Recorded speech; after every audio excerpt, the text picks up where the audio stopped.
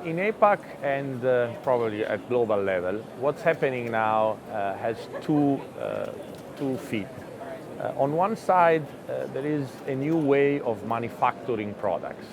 And as we can see around us, there is additive manufacturing, there are robots, so there is a complete new wave of production systems that will be in place, that are in place today. But there is a second trend, which is as important, if not more, which is the products themselves. They will have embedded technologies. So we know that now products goes hand in hand with the services associated with them.